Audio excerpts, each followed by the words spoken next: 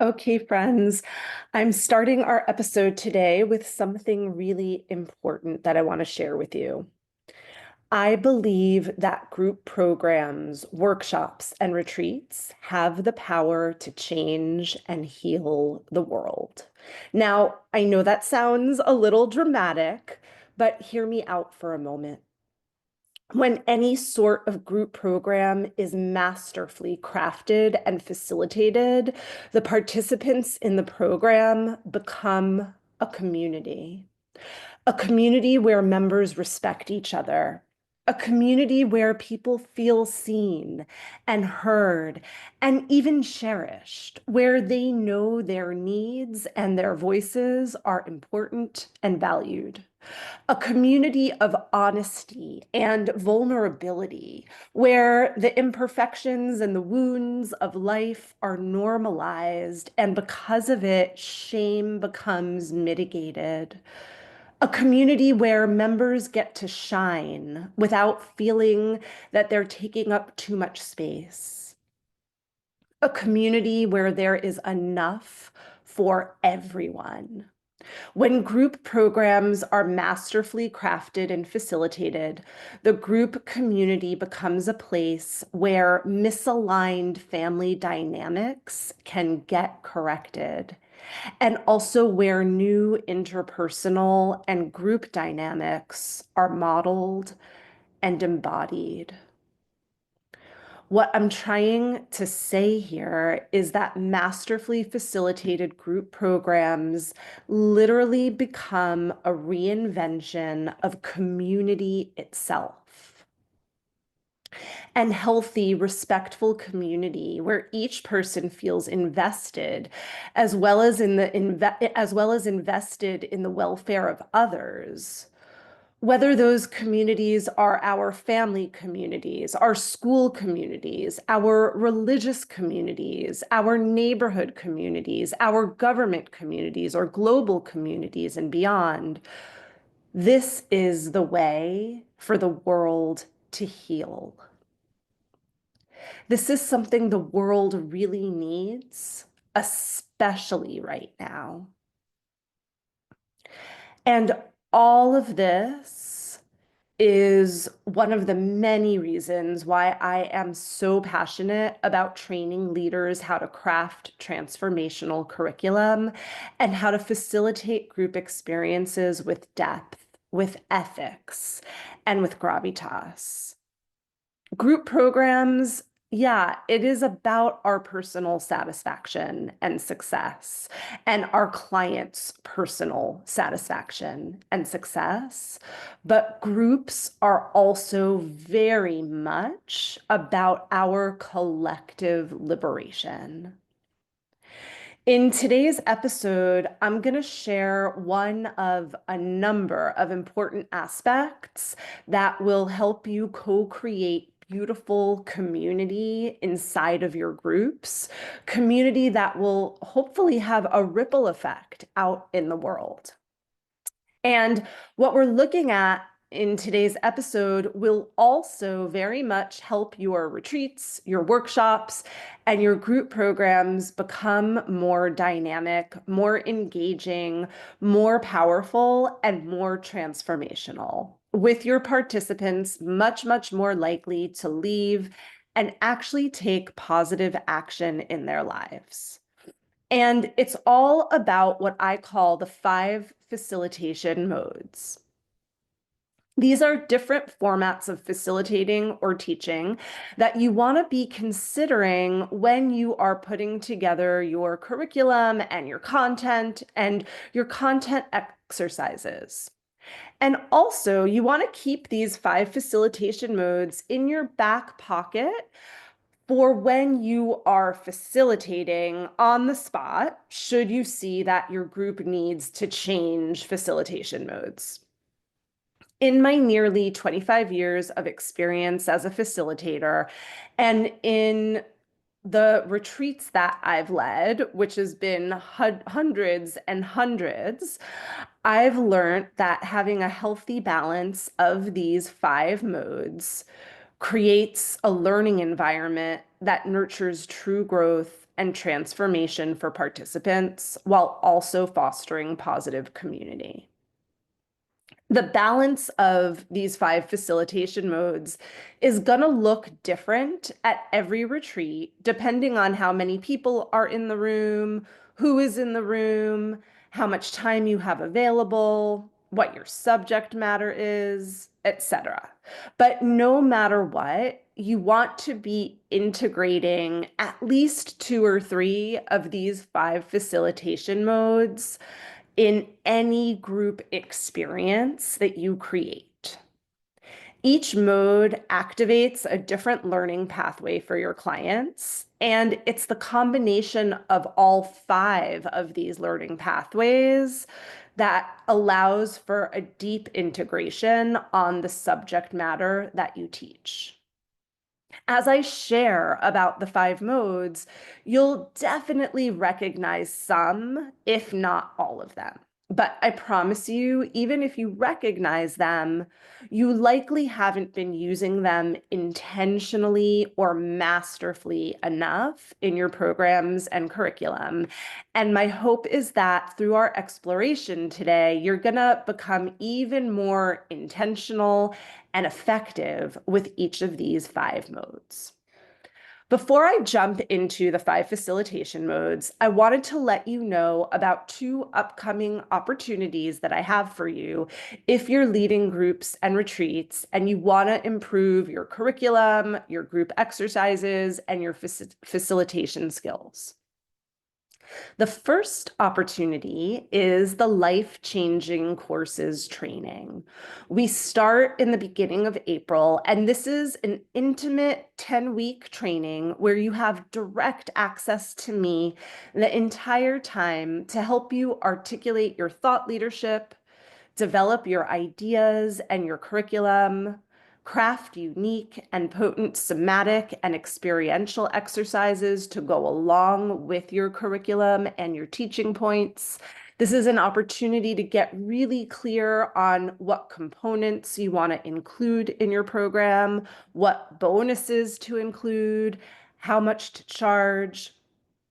In life-changing courses, you also learn a ton of group facilitation skills so that you create meaningful community, so that you know how to handle resistance when it comes up in the room, so that you know how to hold a space where folks are willing to be vulnerable and to go deep.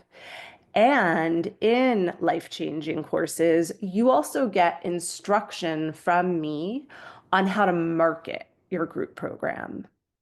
Life-changing courses is the go-to training for people who want to put real thought and heart into your group programming so that it becomes the best of the best. I'll drop the link for the training in the show notes. And if you want a taste of what we do in life-changing courses, then please join us for Secrets to Transformational Group Programs. It is a 3-day online training retreat. You get 15 hours over 3 days of training, instruction, coaching. It's really pretty amazing. I'll drop the link for Secrets to Transformational Group Programs in the show notes as well. Okay, so let's dive in to those 5 facilitation modes that I've been talking about. And the first facilitation mode that I want you to know about is what I call presentation mode. Presentation mode is when you, the facilitator, teach by presenting your material. This is where you share your content, you tell stories, you present concepts, maybe you show a slideshow, you teach your methodology. Presentation mode is maybe when you sing a song, play an instrument, etc. Presentation mode generally involves all focus in the room on you as the facilitator. It's the most passive of all of the facilitation modes for the student, But truly, it's not really passive at all if you do presentation mode the right way. There is absolutely deep skill involved in presenting in ways that really inspire and activate and teach. And when it's done well, presentation mode is an opportunity, if you set the container correctly, also before your presentation, for your participants to be fully receptive and open, and to take in your wisdom, your knowledge, and your energy on a deep, deep level. This podcast and most podcasts are primarily set up in presentation mode. That's usually how podcasts work best.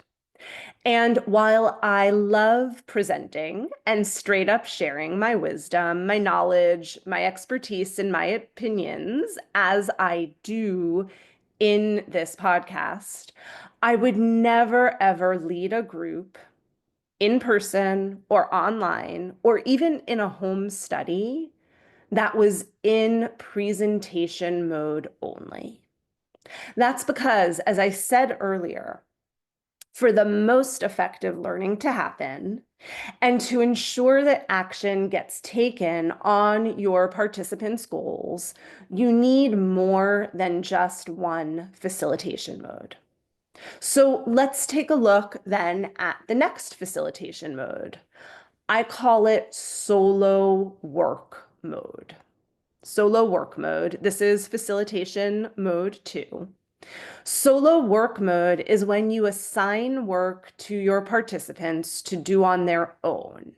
Now, they can do this on their own, either in session with you or for homework in between sessions. For example, solo work mode could include journaling questions that participants do during session time or afterwards. Solo work mode could include drawing or writing prompts or visualizations that you lead your students through. Solo work mode can include planning, blueprinting, strategizing together, right? These are just a few examples. Sky's the limit when it comes to the different types of solo work that you can invite your group participants to take on. Now, here's what I love about the solo work facilitation mode. It's an opportunity for your participants to take what they've learned through your presentation and integrate the content and revelations more deeply by turning inward to their own knowledge, to their own experience, to their own feelings, and mine the gold that lies inside of themselves. When there is self-inquiry, there is deeper learning. And that's what solo mode is. Now, almost always, the most effective type of solo work is going to be based on what you've shared during presentation mode. So in other words, in presentation mode, you're providing a jumping off point. You're providing ideas or inspiration to start with. And then the solo work helps your participants or your audiences or your students take it all deeper. Now, here's a little bit of a pro tip when it comes to solo work mode. Sometimes you can invite your participants to be doing solo work at the same time that you are in presentation mode. So in other words, presentation mode and solo work mode can happen at the same time. I'll give you one example of this from one of my trainings, the Sacred Depths Transformational Practitioner Training. In Sacred Depths, We sometimes do model coaching, and that's in presentation mode. It's generally me and a volunteer client, and I model coach them. So we could call that presentation mode because everybody else in the group is listening, right, and watching as this presentation of the model coaching happens. The way that I combine presentation mode and solo work mode at the same time during model coaching is that before I step into the model coaching, I give the entire group a set of instructions to be doing while they are listening to the model coaching. In other words, I give them solo work to be working on as they're taking in the model coaching. I ask them to be looking for example, what is working well in the coaching. I ask them, for example, to be writing down good questions that they hear me ask. I ask them to be writing down and listening for ways that I'm creating awareness, ways that I'm setting the container, right? So that they are being active, not passive, as I'm presenting. Okay, so let's move on now to facilitation mode 3. And I call this facilitation mode partner and small group sharing and processing mode. Partner and small group sharing mode is when you split your participants into groups of 2 or more. And in those small groups, they'll either share their personal discoveries with each other through what came up in presentation mode or in solo work mode, or maybe in those small groups, you give them an exercise to do together.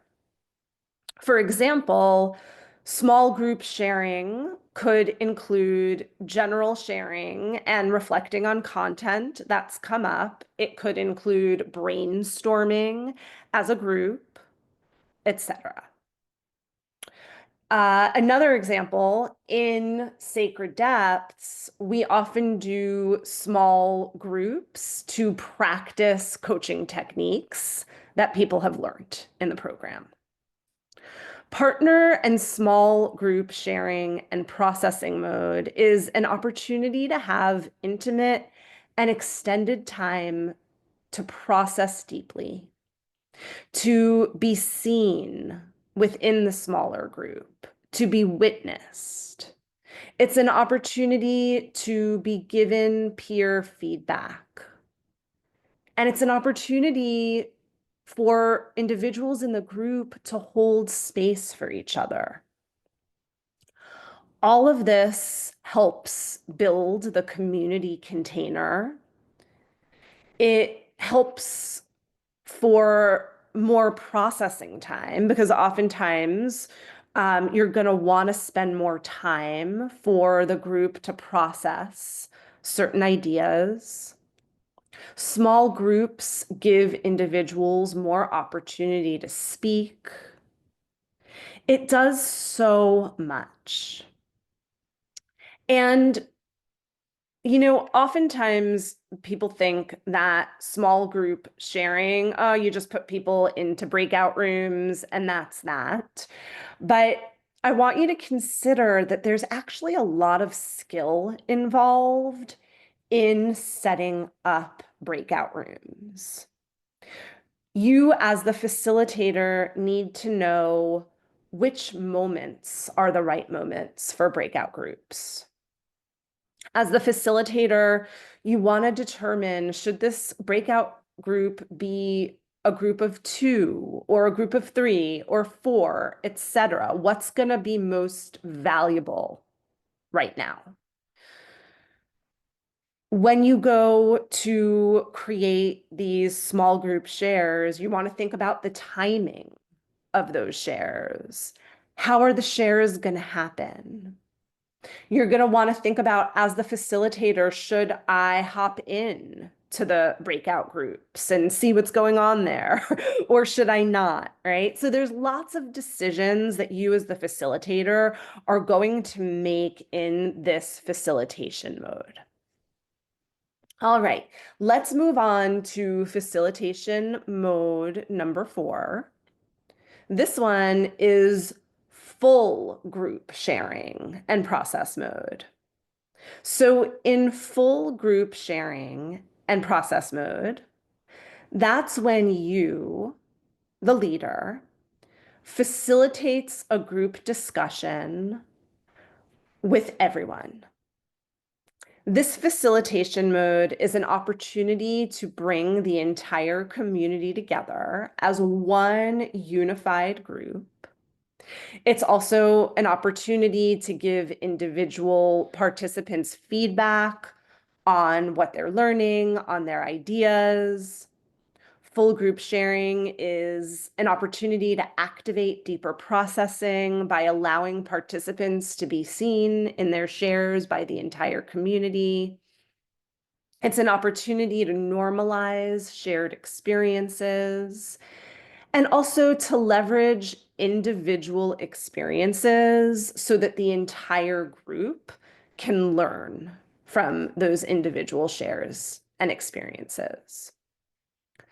When I facilitate full group shares, I allow enough time for individual coaching of participants if they need it, and really a lot of time for shares and for processing. This mode is so vital to learning, to inspiration, to motivation, to embodiment of ideas. And most facilitators don't actually allow enough time for full group sharing when they lead groups. And when you don't allow enough time for full group shares, then the learning suffers and the community suffers. Now, there are a lot of reasons why facilitators and teachers don't allow enough time for full group shares. Sometimes it's because you've stuffed too much material and you're spending too much time presenting. Other times, and I've had a lot of group leaders share this with me, um, group leaders will avoid full group sharing because they're scared. They're actually scared that someone is gonna ask a question that they don't know how to answer, or they're scared that someone in the group is gonna share that they're feeling really stuck, and then the facilitator won't know how to help them in a laser way. A lot of facilitators get scared that if they have full group sharing mode, that they're going to open up a can of worms in front of the whole group. They're going to be caught like a deer in headlights, and they're not going to know what to do.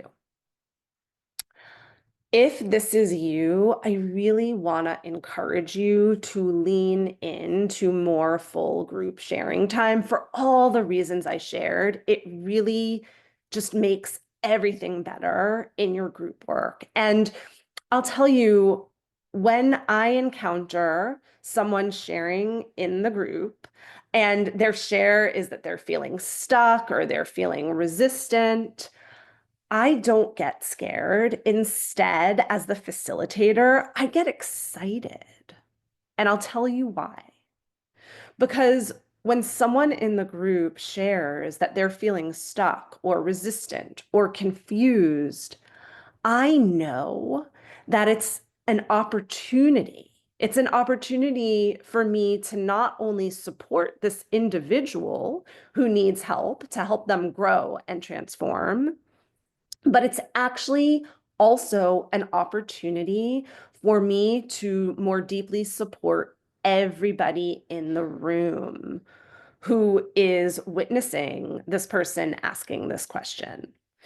Number one, because if one person is confused or resistant or having an issue or feeling stuck, it definitely means that other people are as well, right? So that coaching of the individual can help everybody in the group. The other way that it supports everyone in the group is they all get to witness another human being seen and heard and met with love, even in their resistance. And so that helps everybody in the room transform. Now, in order to do this masterfully, you definitely do need your coaching skills in tip-top shape so that you can do it effectively, so that you can do it in a laser way, right? Because you can't spend 30 minutes coaching one person in the group. The other thing I want to mention about this facilitation mode, the full group sharing and processing mode, is that these days you can also think of the chat in Zoom as part of this mode, right? And facilitating the chat is definitely an art unto itself.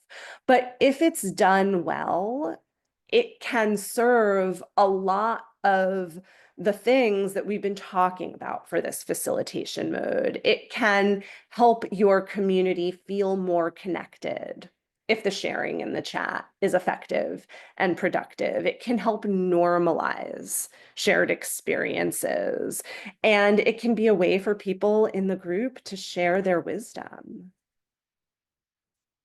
All right, let's finally move on to facilitation mode 5. And I call this facilitation mode full group ceremony or experiential exercise mode. This is when you lead the entire group through an experiential exercise, and it's something that they experience together as a group. So, for example, if you lead the group through a ritual that everybody does together and they interact together through the ritual, that would be in this mode. Here's another example of full group experiential exercise mode. Oftentimes in my trainings, we have what I call practicums, and it is where everybody in the group participates as we practice skills together. And everybody shares and gives feedback together. So this mode, full group ceremony or experiential exercise mode, is an opportunity for the group to experience shifts and transformation and new learnings as a community. But even more than that, this is an opportunity for the community to support each other in the experience. So it's not, for example, a visualization that the entire community experiences at the same time, but they're all just in kind of solo work mode, hearing the visualization. That's solo work. This mode is more an experience that involves the participation and the engagement of the group with each other. And it's so important because so much in our modern world, we tend to be lone wolves, right? Even when we participate in groups, sometimes it's like we're each in our own little cave watching the Zoom or watching the replay without interacting with each other. This facilitation mode, as well as the small group mode, is so much about us interacting with each other because we need this. We really need this. Okay, my friends, so those are the 5 facilitation modes. Again, to review, facilitation mode number 1 is presentation mode. Facilitation mode number 2 is solo work mode.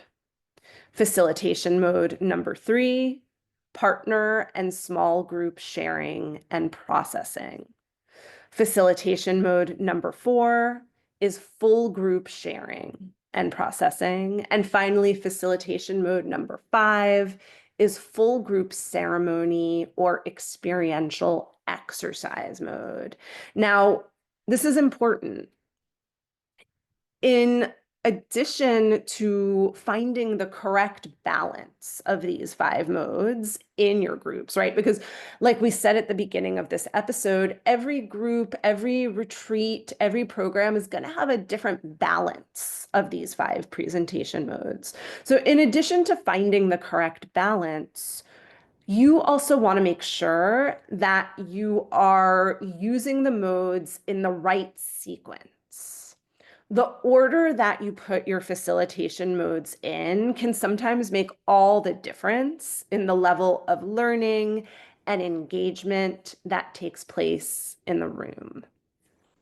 So I hope that you learned a lot today. I hope that this episode has really got you thinking not only about the 5 different facilitation modes and how you'll include them in your groups, but I also hope it's really got you thinking around what community is and how your group programming can really make ripple effect in the world when it comes to modeling ideal community.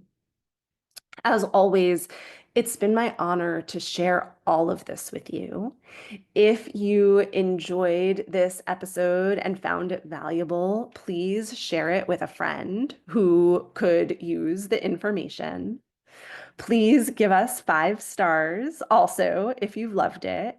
And please check out life-changing courses as well as secrets to transformational group programs if you want to go deeper with your group programs, with your facilitation, and with your curriculum development.